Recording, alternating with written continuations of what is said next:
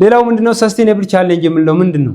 ሰስቴኔቢሊቲ እንዳይኖር ሊያደርገን የሚችለው ቻሌንጅ ምንድነው? ፈርስት we have to define what does mean sustainable ማለት sustainable development የምንለው meeting what the present needs without what compromising ወይ harming future by compromising what future generation ወይም ደግሞ without harming what future generation ሳንጎዳ ምንቀጥል ከሆነ የአሁኑን ጀነሬሽን ፍላጎት አሟልተን ለሚቀጥለው ጀነሬሽን ፍላጎት በማሟላት ወይም ደግሞ የሚቀጥለው ጀነሬሽን ፍላጎት በማይጎዳ መልኩ ግሮዝ የምናደርግ ከሆነ that's called sustainable development ነው።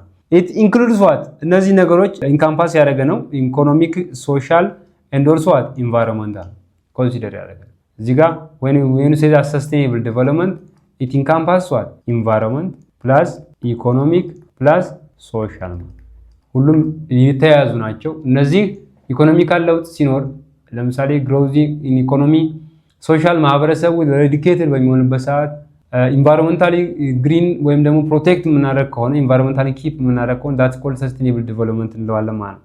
what are the key threats of this environmental problems የምንላቸው ክላይሜት ቼንጅ ነው አንዱ urbanization inequality አለ ሪሶርስ ዲፕሌሽን የመሳሰሉት እነዚህ ዋና ዋና የምንላቸው ምንድናቸው ማለት ነው። እንደ ክላይሜት ቼንጅ ወይም ሪሶርስ ዲፕሌሽን የመሳሰሉት የሰስቴኔብል ዲቨሎፕመንት ፈተና ናቸው ተግዳሮት የምንላቸው ከፍተኛ የሆነ ችግር ሊፈጥሩ የሚችሉ አንድ ሰስቴኔብል ዲቨሎፕመንት እንዳይመጣ የሚያደርጉት ምንድናቸው ማለት ነው። ይሄ ክላይሜት ቼንጅ አርባናይዜሽንስ ከፍተኛ የሆነ የአርባናይዜሽን የከተሞች መስፋፋት ኢኒኳሊቲ ሪሶርስ ዲፕሌሽንስ የመሳሰሉት እነዚህ ከፍተኛ የሆነ ኢምፓክት አላቸው።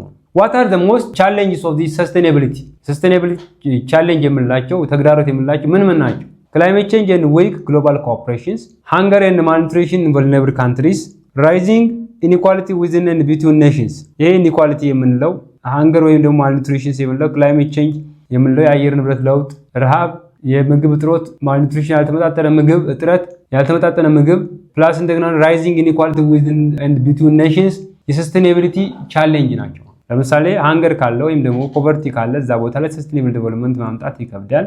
ስለዚህ ሰስቴኔብል ዴቨሎፕመንት ማምጣት አይቻልም ማለት ነው። ሌላው ኢኒኳሊቲ ካለ ኢንካም ዲፈረንስ ካለ ሪች ካንትሪዎች most of the times ሪሶርስን ኮንሰንትሬት የሚያደርጉት ከሆነ እነዚህ ዴቨሎፒንግ ካንትሪዎችን የሚበዘብዙ ከሆነ ወይ ሪሶርሳቸውን ቴክ የሚያደርጉ ከሆነ ይሄ ኢንካም ኢኒኳሊቲ አለ። እነዚህኞቹ remains are poor and others are remains rich ማለት ነው። ስለዚህ ይሄ ኢንካም ኢኒኳሊቲ ካለ ሰስቴኔብል ዴቨሎፕመንት ከፍተኛ የሆነ ቻሌንጅ ነው ማለት ነው። most of the times አሁን ምንድነው እነዚህ በማደግ ላይ ያሉ ሀገሮች ዲቨሎፒንግ ኔሽንስ የምንላቸው ዲቨሎፒንግ ኔሽንስ ከፍተኛ የሆነ ምን አለባቸው ማለት ነው ደብት አለባቸው። ይሄ ደብት ፔይ ካልተደረገ እነዚህ ዲቨሎፕድ የሆኑ ኔሽኖች ምን ያደርጉታል ማለት ነው ጫና ያሳድሩባቸዋል። ስለዚህ ይሄ ሰስቴኔብል ዴቨሎፕመንት እንዳይኖር እንደ አንድ ተግዳሮት ነው። ስለዚህ ይሄ ራሱን የቻለ አንድ ኢምፓክት ነው። ራፒድ አርባናይዜሽን ኤንድ ዋት ስትሬኒንግ ሪሶርስ ኤንድ ሰርቪስስ ነው የምንለው። ይሄ የራፒድ አርባናይዜሽን ሳለ ውጥረት ይፈጠራል። ይሄ ሪሶርስ ላይ ወይም ደግሞ ሰርቪስ ዲስትሪቢዩሽን ላይ ከፍተኛ ውጥረት ይፈጠራል። ኢነርጂ ሾርቴጅ ኤንድ ሪላያንስ ኦን ፎሲል ፊውልስ most of the times የኢነርጂ ሾርቴጅ የመብራት የኤሌክትሪክ እጥረት ካለ እንደ አማራጭ የሚጠቀሙ ለምሳሌ እንደ ቻርኮል የመሳሰሉት ሊጠቀሙ ይችላሉ፣ ጋዝስ ሊጠቀሙ ይችላሉ። እነዚህ በዚህ ምክንያት ኢምፓክት ያሳድራል ማለት ያመጣል ማለት ለክላይሜት ቼንጅ ኢምፓክት ነው። ከዛ ሰስቴኔብል ዴቨሎፕመንት ማምጣት አይቻልም ማለት ለምሳሌ ለሰይ አንድ ኢንዱስትሪ ለማንቀሳቀስ ከፍተኛ የሆነ ፓወር ያስፈልጋል። ፓወር ከሌለ ማምረት አይቻልም ማለት ነው። ማምረት የማይቻል ከሆነ ደግሞ there is no development ማምጣት አይቻልም ማለት። ፋይናንሻል ኢንስቴቢሊቲ and lack of green investments የሚለው የፋይናንሻል ኢንስቴቢሊቲ ቅድም እንደገለጽኩት አንዳንድ ሀገሮች ወይም ደግሞ ሞስትሊ ዴቨሎፒንግ ኔሽንስ የምንላቸው ፋይናንሻል ፕሮብለም አለባቸው። ይሄ ከፍተኛ የሆነ ኢምፓክት ያሳድርባቸዋል። ስፔሻሊ ይሄም በማክሮ ኢኮኖሚያቸው ላይ ከፍተኛ የሆነ ጫና ያሳድራል ማለት ነው። ከግሎባል ቻሌንጅ የምንለው ፖፑሌሽን ነው።